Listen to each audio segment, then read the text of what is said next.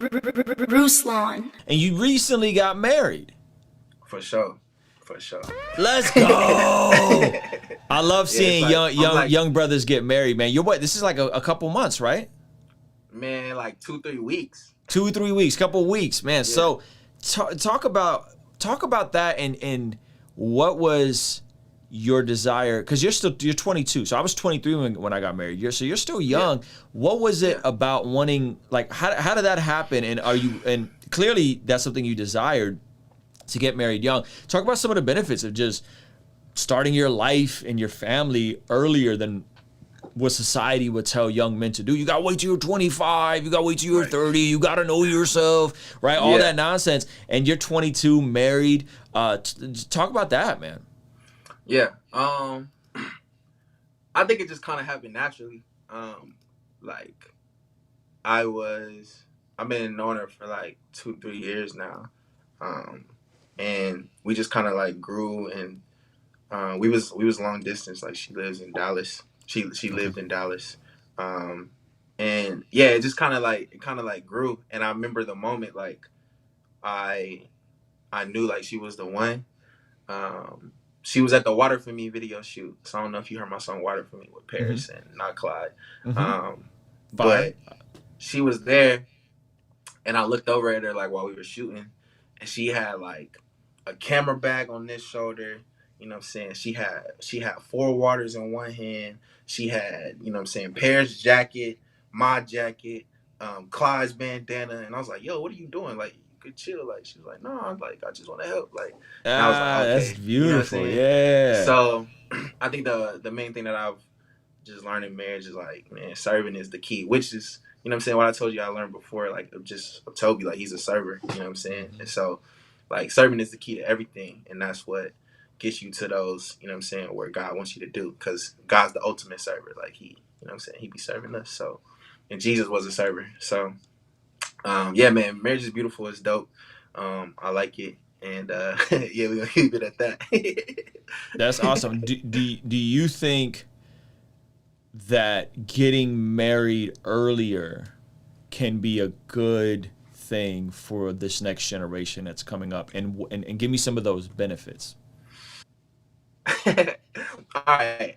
I think it can be, but I also think, like, the generation today of just the social media generation and all that stuff, like, it might not be. Because, okay. Like, because of the, like, what our generation, like, values. Like, okay. Sometimes talk about it. Our generation doesn't value what I saw in, you know what I'm saying, my wife. Like, they're like, oh, forget that. Like, she just got to be bad. She got to be bad enough for me to post on Instagram.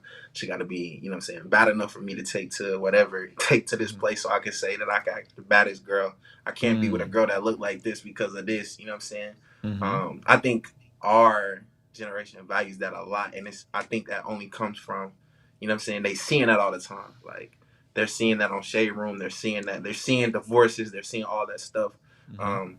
So I think for me, like, I feel like God just placed her in my life, and, you know what I'm saying, I chose, and I feel like it was the right thing for me. But I would have to say, like, you got to make sure it's right for you. You know what I'm saying? Because if God don't want you to get married until like 30, like, that's what you got to do, because that's the plan that he has for your life. You know what I'm saying? So I don't know. That's kind of a sticky thing for me, because I feel like a lot of people just value certain things over the real things that I feel like God would want us to have a partner for. Yeah.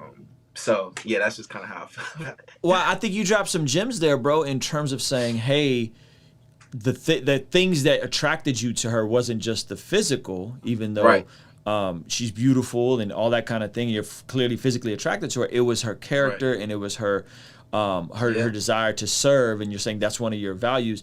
I think what I guess one of the things that concerns me is that in society there's this thing to push young men further and further into adolescence, which is a relatively modern concept. Like, adolescence is between when you're a teen and a man. We just kind of have this ambiguous era of life called adolescence, and you can kind of stay with your parents as long as you want. You ain't got to make no bread. You ain't got no responsibilities.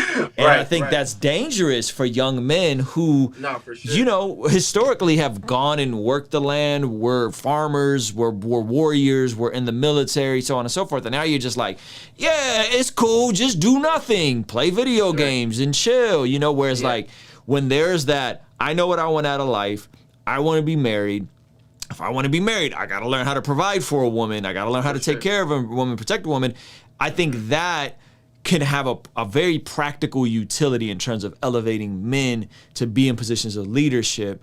And so I think that's the beautiful part that I see, because I think you're speaking to like, you're thinking of the lowest common denominator in the room who's going to hear you and not have the character you have. And so you're trying to like carefully say that. But I think seeing you get married, seeing John Keith get married, Zach get married, all you brothers are getting married under 23 years old. And yet the world is saying they desire marriage, but then they're pushing it out further and further, and then you got folks not getting married till they're 35, and then there's the physical, biological clock that you can't really have kids when you're 40, you know what I mean? And like push that stuff out. So that's kind of what I was getting at. But I like how you answered that, because I think you thought about your dudes that is out here wilding low key, and you're like, y'all don't need to be married at 22. No, but I feel you though too. That like I feel like I had two like grow up moments. It was when I was 18, the song came out. My pops was like, man, whether I had, you know what I'm saying, a bunch of money in the bank or whatever, like I had to get my own spot, you know what I'm saying? So that was a grown up moment. Yeah. Your pops made you move out at 18. 18, I was out. Shout out to Pops, man. That's a good father right there. Okay. That's hard. I had maybe a G, like that was it. I moved with a G, which is it might seem like a lot of money, but that's not a lot of money. You know what I'm saying? And you stayed in your general area, or did you move to Nashville? Nah, I moved to Nashville. Wow. Okay. Yeah. So, okay. And then what was that? God bless. Yeah. At first it was nerve wracking. Like I was kind of like, man, I'm only about to eat cereal. I'm only, you know what I'm saying? Like I'm on that type of vibe, like cereal for breakfast, lunch, and dinner. But you know what I'm saying? Gratefully, like God provided. Like that's when I went on tour. Things, you know what I'm saying, went kind of up. So I was straight. Like I've been straight. And then I got kind of in a comfortable place.